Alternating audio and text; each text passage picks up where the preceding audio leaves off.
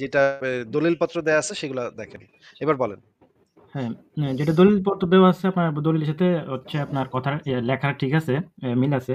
But overall যে ইমেজগুলা use করছেন এগুলা মানে একটা ওভারঅল ধারণা আসে যে মানে এইরকমই হয়তো ছিল। বাট লেখার সাথে একটু ডিফারেন্স আছে, ওইটাই বলতে চাইছিলাম আরকি। আর দ্বিতীয়ত যে রেফারেন্স গুলা আছে দলিলের, যে কিতাবগুলো আছে ওইগুলা অ্যাকচুয়ালি যদি ওই যে আপনার সহিহ হাদিসের কিতাব হইতে থেকে কোনো রেফারেন্স থাকতো তাইলে বিষয়গুলো আরেকটু মানে স্ট্রং রেফারেন্স মানে মনে হতো আরকি।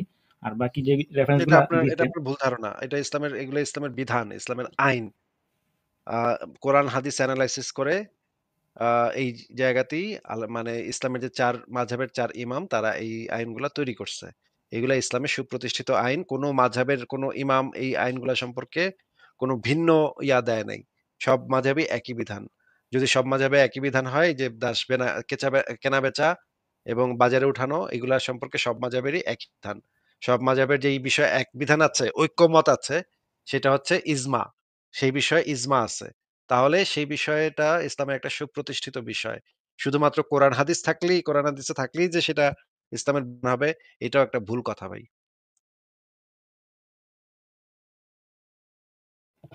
আচ্ছা ঠিক আছে, এই বিষয়ে তাহলে আপাতত এখানেই আমি মানে স্টপ করলাম। ঠিক আছে আর তাহলে বিদায় জানাচ্ছি ভাই। ইউসুফ ভাই আপনাকে আবার ভবিষ্যতে আরেকটা কথা হবে। আরেকটা আরেকটা টপিকে মানে এই যে আমি তো আপনার ভাই বিদায় নিব। ফারাজ ভাইয়ের সাথে তাহলে কথা বলেন। ঠিক আছে? ঠিক আছে, বাট আপনি থাকলে একটু মানে আচ্ছা। একটু ভালো সরি পাইতাম ভাই আর সাজেশন। আজকে আর টাইম পাচ্ছি না ভাই। আজকে আর আমার যাইতে হবে। ফারাজ ভাই তাহলে গুড নাইট। বা ইউসুফ ভাই গুড নাইট। ওকে ঠিক আছে, good night. Good night Asif ভাই, গুড নাইট ভাই। আমার রেফারেন্স জিজ্ঞেস করো না, রেফারেন্স ছাড়া যদি কিছু বলার থাকে তাহলে বলো। আচ্ছা, আচ্ছা ঠিক আছে। তাহলে আমরা ইন জেনারেল কথাই বলবো, সমস্যা নাই। রেফারেন্স তারপরও এইটা হচ্ছে ওই যে টপিকে এটা হচ্ছে আপনি হয়তোবা নিজেও রেফারেন্স দিতে পারবেন আরকি। টপিকটা হচ্ছে এখন বর্তমানে যেই ইসরায়েল আর প্যালেস্টাইন কনফ্লিক্ট, এটা নিয়ে আরকি। তো এখন এই যে কনফ্লিক্টটা চলতেছে বুঝছেন? মানে যেই ভিডিওগুলা দেখতেছি এগুলো আসলে দেখার মতো না বুঝছেন? তো এই বিষয়ে আসলে যুদ্ধটা যদি কোনোভাবে স্টপ করা যাইত, তাইলে মনে হয় যে মানে সবাই অনেকে মানে সবাই তো ভালোই থাকতে পারতো আরকি। এইটা হচ্ছে মানে আমার কনসার্ন। যদিও আমি পার্সোনালি তেমন কিছুই করতে পারব না। করার মতো তেমন কিছুই নাই এবিলিটি আরকি। বাট আমার কথা হচ্ছে এটা কি আসলে কোনোভাবে পসিবল না? মানে যুদ্ধটা সমঝোতা করার? অ্যাক্টিভলি যুদ্ধ চাচ্ছে কে ইউসুফ সাহেব? অ্যাক্টিভলি এই ওয়ারটা কন্টিনিউ করা বা কোনো একটা ইসরায়েল অ্যাক্টিভলি কে যাচ্ছে যে সারা জীবন তারা যুদ্ধ করে যাবে? কারা চাচ্ছে এটা? এইখানে মুসলিমরা তো অবশ্যই চাচ্ছে। আ কারণ তারা তো কোনোভাবেই ছাড় দিতে রাজি নাই। প্যালেস্টাইন তাদের অবশ্যই তারা মানে এনিহাউ এটা তারা দাবি করছে। নবী যেহেতু স্বপ্নে গেছে প্যালেস্টাইনে, যেহেতু প্যালেস্টাইনে তার যাওয়া প্যালেস্টাইন তার বাবার সম্পত্তি হয়ে গেছে, ওটা তো যেতেই হবে তাকে আর কি। হ্যাঁ, আর এইখানে ইহুদিরাও মানে বলতে গেলে অলমোস্ট সেমই। তাদেরও চিন্তাভাবনা সেমই যে তাদের ওইটা হলি ল্যান্ড, তাদেরকে প্রমিসড ল্যান্ড তাদেরকে দেওয়া হয়েছে। তারা ওইটা মানে মানে ছাড়তে না পারে। এখন তো হোলি ল্যান্ড প্রমিস ল্যান্ডের জন্য ইয়েটা নাই। এখন হচ্ছে গিয়ে আপনার যেহেতু মানে সেকেন্ড ওয়ার্ল্ড ওয়ারের পরে যখন তাকে ইয়ে থেকে যে ইয়েটা দেওয়া হলো, মানে ইউনাইটেড স্টেট থেকে যখন আলাদা করে দেওয়া হলো তাদেরকে ওই জমির মালিকানা দিয়ে দেওয়া হইলো, তখন থেকে তারা ওই জমির মালিকানায় ওই জমির মালিক হিসাবে আছে আর কি।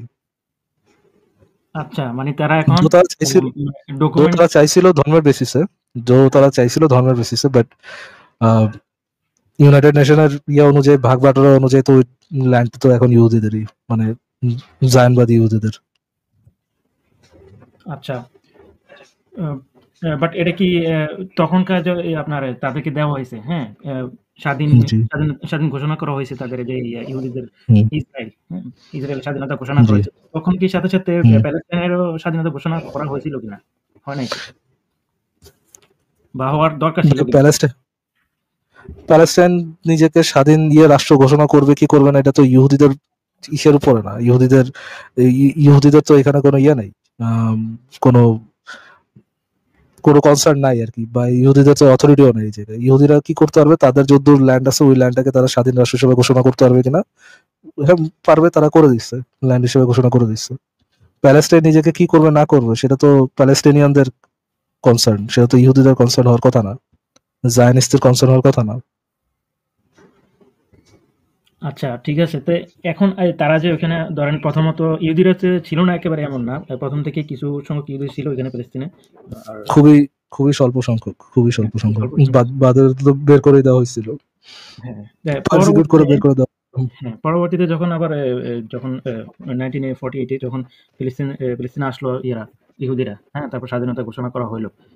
তো ওই হুম। স্বাধীনতা ঘোষণাটা বা হচ্ছে তাদের যে কিভাবে উম এটা কি মানে লিগ্যাল ছিল কিনা বা কতটুকু আপনার লিগ্যাল মনে হয় বা কতটুকু কোনো তাদের তাদের আন্ডারে দেওয়া ল্যান্ডকে তারা স্বাধীন রাষ্ট্র হিসেবে ঘোষণা করছে, এখানে ইলিগেলের কি হইলো? তাদের আন্ডারে দেওয়াটা মানে লিগ্যাল কিনা? তাদের আন্ডারে দেওয়াটা লিগ্যাল কিনা অ্যাকচুয়ালি ওটাই জানতে চাচ্ছি। আন্ডারে দেওয়াটা লিগেল কিনা ভাই? ওই সময় তো ছিলই হচ্ছে কি আপনার জোর জবরদস্তি দখলের মাধ্যমে নেওয়া কান্ট্রি। তাকে সে তো যে দখল করে নাই, তাকে ইউনাইটেড স্টেট যদ্দূর ল্যান্ড দিছে ওদূর ল্যান্ড সে একসেপ্ট করে করে দিছে। যদ্দূর ল্যান্ড তাকে দেওয়া হয়েছে ওদূর ল্যান্ডকে তারা স্বাধীন রাষ্ট্র হিসেবে ঘোষণা করছে। হুম, ঠিক আছে। আপনি যদি ওইটাকে খারাপ বলেন আমার তাহলে মনে তো হয় ভাই যে ওই হ্যাঁ, সিস্টেমে তো সব দেশই একই কাজ করতো। কনকারিং কনকারিং তো ইহুদিরা নতুন আবিষ্কার করছে, জিনিসটা তো এরকম না। ওই সময় কনকারিং জিনিসটা মানে অ্যাভেলেবেল ছিল, সবাই একই কাজ করতো, সবাই তাদের এম্পায়ার বাড়াইতো। তখন তো এর আগে তো রাষ্ট্রের খুব বড় ধারণা ছিল না, বড় ধারণা ছিল কিংডমের। রাজা থাকবে, কিংডম থাকবে, রাজা তার কিংডম বা এম্পায়ারকে বড় করবে। হুম, ঠিক আছে। যেমন আমাদের আমাদের দেশে অন্যান্য দেশের রাজারা এসে দখল করছে, তাদের এম্পায়ার বড় করছে, তারা এখানে দখলবাজি করছে। ইয়েরা আসছে, ব্রিটিশরা এসে দখল করছে। এরকম তখন তো দখল করাটা স্বাভাবিক ছিল। এর আগে মুসলিমরাও যে এইসব প্যালেস্টাইনিয়ান জায়গাগুলো কনকার করছে, এর আগে যে খ্রিস্টানরা যে কনকার করছে, তার আগে ইহুদিরা এসে ওখানে কনকার করছে, হ্যাঁ, বা থাকছে। তারপর হচ্ছে কি ওই আশেপাশের ল্যান্ডের লোকজনের সাথে তাদের যুদ্ধ হয়েছে, বহু কিছু হয়েছে আর কি। বাট এখানে কনকার করা যে তো তখন তো স্বাভাবিক ছিল। কি এখানে এবং গ্যাপটা হয়ে গেছে। কনকার করার জন্য তো আপনি শুধুমাত্র ইহুদিকে দায়ভার দিতে পারবেন না, দিলে তো সেখানে ঠিক আছে। প্যালেস্টিনিয়ান মুসলিম যারা আছে, আরব যারা আছে, তাদেরকেও তো আপনার একই দায়ভার দিতে হবে যে তারা যে কনকার করলো এটা তো ঠিক হয় নাই। হ্যাঁ, ঠিক আছে। বাট এখন বিষয়টা ওইখানে তো ওটা কনকরার বিষয় ছিল না। যেহেতু তারা ওই যে ব্রিটিশ বা আমেরিকার মধ্যস্থতার মাধ্যমে আপনার স্বাধীনতা পাইছে। তো এখন তারা তারা যদি নিজেরা স্বাধীনতা কনকার করে পাইছে নাই, তারা হচ্ছে ইউকে কনকার করছে, ইউকের আন্ডারে যত ল্যান্ড ছিল সেই ল্যান্ডটাকে পরে ভাগাভাগি করা হয়েছে, ভাগাভাগি করে কিছু ল্যান্ড ইসরায়েলকে দেওয়া হয়েছে, জায়নবাদীদের দেওয়া হয়েছিল। হুম, এখন এই যে ইউকে যে কাজটা করছে সাথে, সাথে হচ্ছে ফিলিস্তিনের স্বাধীনতাটা যদি ঘোষণা করে দিত হয়তোবা তখনকার থেকেই মানে 2 স্টেট ইউকে যেই কথা বলা হয়। ইউকে করবে কেন ভাই? প্যালেস্টাইনের লোকজন নিজে কি করতেছিল? কোন দেশ ভাই? আপনি পরে যদি ইউকে যে করতে যেত, আপনি পরে যে ইয়ারা বলতো যে আমাদের ম্যাটারে কাফেরা নাক গলাইতেছে। তাদের কি নিজেদের ল্যান্ড না? নিজেরা বলবে না যে আমাদের স্বাধীন ল্যান্ড বা এই সেই? এটা তো তাদের দায়িত্ব, অন্য কারো দায়িত্ব তো না। হুম, আচ্ছা ঠিক আছে। আচ্ছা ঠিক আছে। এরপর পরবর্তীতে স্টেপে যে আপনার এই যে করলো যে ফিলিস্তিন বা ইসরায়েল যে ডিভাইডেশন করলো মানে ২ টা 2 স্টেট যে কনসেপ্ট ওইখানে ডিভাইডেশনের ক্ষেত্রেও তো আপনার ইহুদিদেরকে মানে তারা সংখ্যায় কম হওয়া সত্ত্বেও তাদেরকে হচ্ছে 56% দেওয়া হয়েছিল। আর ওইদিকে ফিলিস্তিনিদেরকে হচ্ছে আপনার 43% দেওয়া হয়েছিল। তো এই ক্ষেত্রেও তো মানে এটা তো আসলে স্বাভাবিকভাবে মেনে নেওয়ার কথা না। এটা কেউ মেনে নেবে না যেই পার্টিশনটা করছে আরকি। তাইলে ভাই আপনার পার্টিশন যদি ইউকের আন্ডারে ল্যান্ড, আপনাকে প্রথমত করতে হবে যে ল্যান্ডটা ইউকের আন্ডারে, তখন কি চলে? কনকারিং চলে, যে যে দেশ যে ল্যান্ড যে কনকার করবে তার আন্ডারে ওই ল্যান্ড থাকবে। এখন ওই দেশের মানুষ কি মানলো না মানলো সেটার উপর ডিপেন্ড করে তো কোনো হইতো না। ওই দেশের মানুষ, ধরেন আপনি যে কোনো একটা ল্যান্ড কনকার করলেন, রাজাকে মেরে ওই দেশ দখল করলেন, ওই দেশের লোকজন চাইলো না আপনার সাথে থাকার জন্য। ওই দেশের লোকজন হয়তো আপনার সাথে করতে পারে, আপনার সাথে যুদ্ধ করার জন্য রেডি হতে পারে, বাট আপনি যখন সামরিক মেরে ফেলাবেন, ওই দেশের লোকজন হয়তো বা অত বেশি হবে না, অত বেশি আপনার সাথে ক্ষমতা দেখাইতে পারবে না। ক্ষমতা দেখাইতে আসলে লোকদেরকে আপনি মেরে ফেলাবেন অমনি। ওইরকম একটা অসভ্য ওয়েতেই আর কি চলতো, ল্যান্ড কনকারিং চলতো। বাট ওই ট্রানজেকশন পিরিয়ডে কি হয়েছে, ল্যান্ড কনকারিং হয়ে গেছে, ল্যান্ডটা ইউকের সেই রাইট আছে তখন যে তাকে কিভাবে ভাগ বাটোয়ারা করে দিবে, ওটা তার রাইট তখন ইউকের আছে। ইউকে না করে কি করলো, ইয়েটা দায়ভার দিলে ইউনাইটেড নেশন তার ইচ্ছা মতো এটা ভাগ বাটোয়ারা করে দিচ্ছে। ভাই এখন মানুক না মানুক তাতে কি আসে যায়? এখন যদি মনে করেন যদি তারা না মেনে যুদ্ধ করতে যায়, হ্যাঁ ওকে ফাইন, যুদ্ধ করতে গেছে, কি হয়েছে? হারে গেছে। আচ্ছা, আচ্ছা। তাইলে এই বিষয়ে আপনার কি কিছু বলা আছে এখানে কি যে হিউম্যান রাইটস আসলে ভায়োলেট হয়েছে কিনা বা তাদেরকে আসলে এটা ফিলিস্তিনের সাথে এটা করা উচিত হয়েছে কিনা? দেখেন ভাই, প্রথম স্টেপ থেকেই তো ভুল স্টেপ থেকে তো আমি ইয়ে করতে পারবো না। আমার কথা হচ্ছে যে কনকরের যে ধারণাটা স্টেপগুলো বাদ দেন, হ্যাঁ মানে ইন জেনারেল। কঙ্কারের স্টেপ থেকেই তো ভুল যে এই আহ, আমি পুরা ইয়েটা পড়ি নাই, পুরা এই কঙ্কারটা কোন ইয়ে করে করা হয়েছে, কোন ভাগে করা হয়েছে, কিভাবে করা হয়েছে, দুই পাক্ষিক আমি জাস্ট আলোচনা শুনছি। শোনা আলোচনার মধ্যে যে জিনিসটা পাওয়া যায়, মানে আমি যে পার্সোনাল যে জিনিসটা পেয়েছি যে আহ, ইসরায়েলদের দো ল্যান্ড বেশি অনেক বেশি বা কম যেটাই দেওয়া হয়েছিল, ইসরায়েলদেরকে ভালো ল্যান্ড দেওয়া হয় নাই। ভালো ল্যান্ডরা ওই প্যালেস্টাইনিয়ানরাই পাইছিল, এবং পরবর্তীতে ওই ল্যান্ড গুলাকে ইসরায়েল বেটার ল্যান্ডে তারা পরিপূর্ণ করছে, রূপান্তরিত করছে। এনিহাও, যেটা করছে যেটা হয়ে গেছে সেটা হয়ে গেছে। আহ, মূল কথা হচ্ছে ভাই বাস্তবতাকে মেনে নিতে হবে যে এইটা হচ্ছে এখন রিয়ালিটি।